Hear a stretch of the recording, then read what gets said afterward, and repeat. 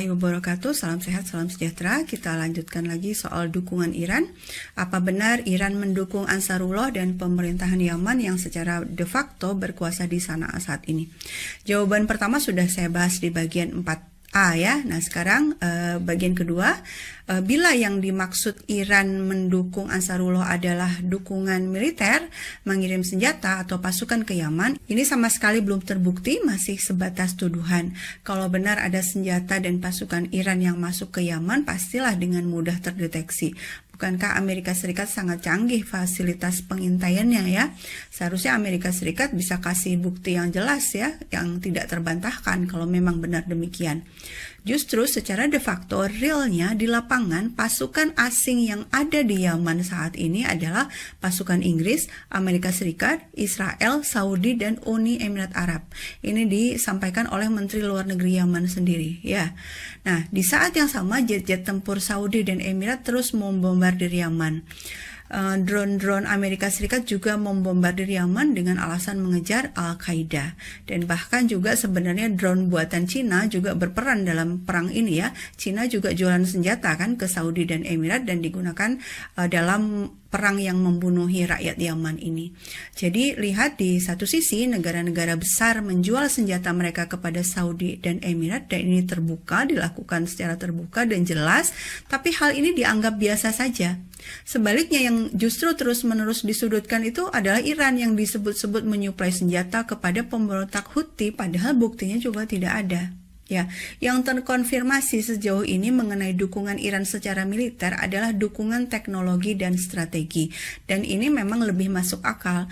Orang-orang Yaman bisa saja keluar dan pergi ke Iran untuk mempelajari teknologi militer dan strategi perang, atau sebaliknya, ahli-ahli militer Iran bisa masuk ke Yaman tanpa terdeteksi oleh Amerika Serikat untuk memberikan pelatihan. Dan dalam perang sejak zaman dulu kan sudah biasa ya, ada koalisi, ada aliansi.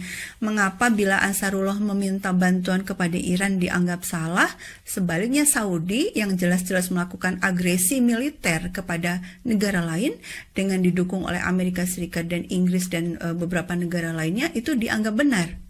Dan yang sering dilupakan oleh dunia adalah apa penyebab awal agresi Saudi ini. Sebabnya adalah seorang presiden interim yang sebenarnya sudah mengundurkan diri, dan dia itu juga menjadi presiden juga bukan dipilih, tapi ditetapkan oleh negara-negara asing, oleh negara-negara teluk. Dia itu sudah mengundurkan diri, lalu lari ke Arab Saudi, lalu menulis surat kepada pemerintah Saudi dan negara-negara teluk untuk melakukan serangan militer, untuk membombardir saudara sebangsanya sendiri. Coba dibayangkan misalnya nih ya, misalnya di Indonesia ada tokoh yang kalah dalam persaingan politik, lalu kabur ke luar negeri, lalu menulis surat kepada raja di tempat dia kabur itu, tolong saya dicurangi, tolong negeri saya dibom saja. Lalu kekuatan asing ini, si raja ini tempat dia mengungsi itu, kemudian membombardir Indonesia. Apakah Anda akan membenarkan tindakan seperti ini? Akal sehat dan nurani pasti akan menjawab tidak, ya. Lalu dari mana militer Yaman mendapatkan senjata? Kok bisa bertahan 7 tahun dibombardir oleh kekuatan militer yang sangat kuat gitu ya? Kok bisa bertahan? Nah, jangan dilupakan juga militer Yaman saat ini kan sebenarnya mewarisi militer dari pemerintahan sebelumnya. Rezim Saleh itu 34 tahun berkuasa kan sudah banyak memiliki fasilitas militer. Apalagi rezim ini sangat militeristik ya. Setiap gerakan oposisi selama masa rezim Saleh itu dibungkam dengan senjata. Dan juga rezim Saleh ini kan pernah menerima dana ratusan juta dolar dari Amerika Serikat untuk perang melawan teroris. Jadi sangat wajar bila pasukan Yaman saat ini memiliki persenjataan yang relatif kuat dan bisa bertahan ya, meskipun sudah 7 tahun diperangi oleh superpower dunia. Nah, sejak beberapa minggu yang lalu, pasukan Yaman juga sudah mulai melakukan serangan balasan ke Uni Emirat Arab. Ya, serangan ini juga didahului dengan peringatan yang sangat masuk akal. Kami meminta Emirat berhenti membombardir Yaman, kalau tidak kami akan membalas. Tapi Emirat tidak memperdulikan warning itu atau peringatan itu dan terus mengebom Yaman. Apakah ketika Yaman melakukan serangan balasan bisa disebut salah? Tidak, ya, dalam hukum internasional disebutkan bahwa semua bangsa berhak mempertahankan diri bila diserang. Indonesia juga, kalau misalnya Indonesia ujuk-ujuk diserang oleh negara asing, Indonesia juga berhak melakukan serangan balasan dan berhak meminta bantuan kepada negara sahabat. Ya. Baik, sekarang terakhir ya, kita akan bahas motif Amerika Serikat. Mengapa sih Amerika Serikat berkeras meneruskan perang di Yaman lewat tangan Saudi dan Emirat, padahal ada solusi politik yang sangat masuk akal dan implementatif seperti saya bahas di awal bagian keempat ini ya. Jawabannya, kita masuk dulu ke teori kebijakan luar negeri.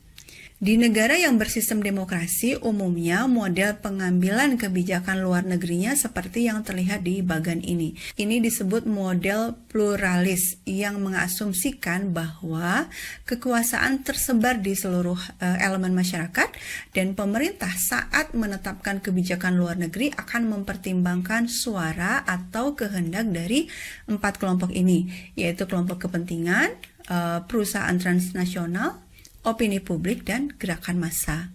Faktanya, kelompok yang lebih dominan dalam penetapan kebijakan luar negeri di Amerika Serikat adalah perusahaan transnasional, terutama perusahaan senjata. Perusahaan senjata ini di Amerika Serikat ini telah menghabiskan puluhan hingga ratusan juta dolar setiap tahun untuk melobi politisi dan menyumbang untuk kampanye mereka. Ketika para politisi ini menang, keputusan-keputusan yang mereka ambil tentu saja akan sangat pro perusahaan senjata ini. 5 perusahaan senjata terbesar yang mengeluarkan dana untuk lobi politik pada tahun 2020 adalah Lockheed Martin, Boeing, Northrop Grumman, Raytheon Technologies, dan General Dynamics. Mereka menghabiskan total 60 juta dolar. Tahun 2020 aja itu ya. Menurut data dari Open Secrets, Biden saat kampanye Pilpres menerima dana dari perusahaan-perusahaan itu, yang perusahaan yang tadi saya sebutkan, dengan jumlah total jutaan US dollar. Karena itulah meskipun di masa kampanye Biden itu sempat menjanjikan penghentian perang di Yaman, tapi nyatanya setelah terpilih Biden tetap menjual senjata besar-besaran ke Saudi dan Uni Emirat Arab dan sama sekali tidak menggunakan kekuatan politiknya untuk menekan Saudi dan Emirat agar menghentikan perang. Perusahaan-perusahaan senjata ini tentu ya selalu membutuhkan perang agar produksi senjata mereka terus ada pembelinya. Ini diakui sendiri oleh para pebisnis senjata ini ya. Misalnya dalam earning call atau semacam pertemuan antara perusahaan, investor, dan media pada tanggal 25 Januari 2022, CEO Raytheon Greg Hayes mengatakan, kita hanya perlu melihat minggu lalu bagaimana ada serangan drone di Uni Emirat Arab yang telah menyerang beberapa fasilitas mereka. Lalu ada juga ketegangan di Eropa Timur dan di Laut Cina Selatan. Semua itu memberi tekanan pada beberapa pengeluaran pertahanan di sana. Jadi saya sepenuhnya berharap kita akan mendapatkan keuntungan dari sini. Jadi maksudnya begini, si CEO ini berkata kepada para investornya, lihat tuh di UAE sudah ada serangan drone dari Yaman, di Eropa Timur udah ribut, di Laut Cina Selatan udah tegang. Nah, saya prediksi kita bakal untung besar nih, gitu ya. Data tahun 2020, Raytheon dan General Dynamics telah menjual senjata dengan nilai total 6,3 miliar US dollar kepada koalisi yang dipimpin oleh Saudi, dan senjata itu dipakai untuk membunuh warga Yaman. And it had all gone horribly wrong.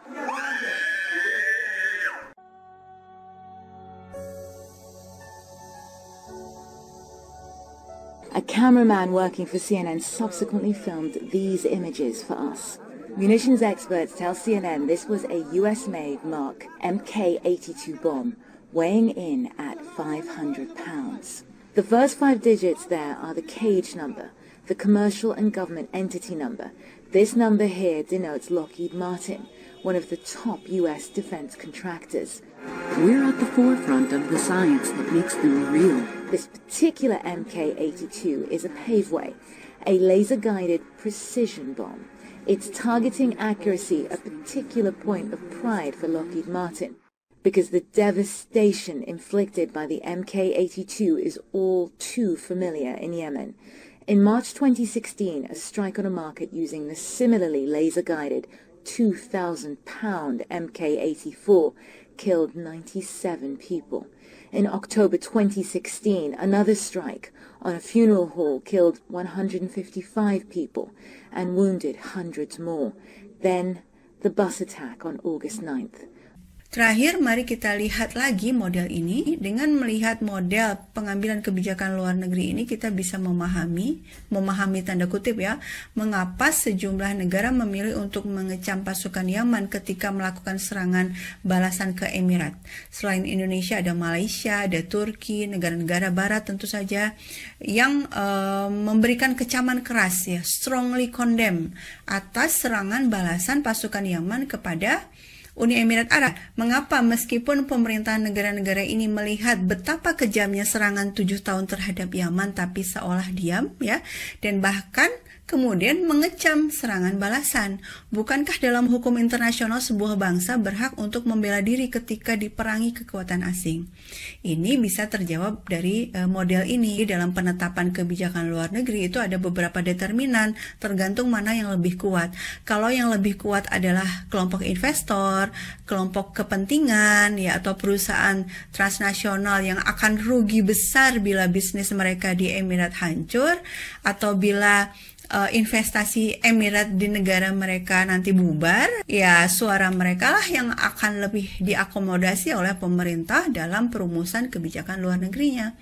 Sebaliknya, kita juga tahu sekarang nih bahwa dari model ini, opini publik itu juga bisa berperan dalam mengubah kebijakan luar negeri sebuah negara.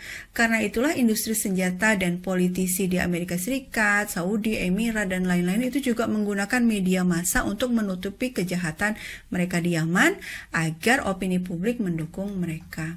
Tapi artinya kita masyarakat sipil juga punya kesempatan kalau mau untuk mengubah suatu kondisi.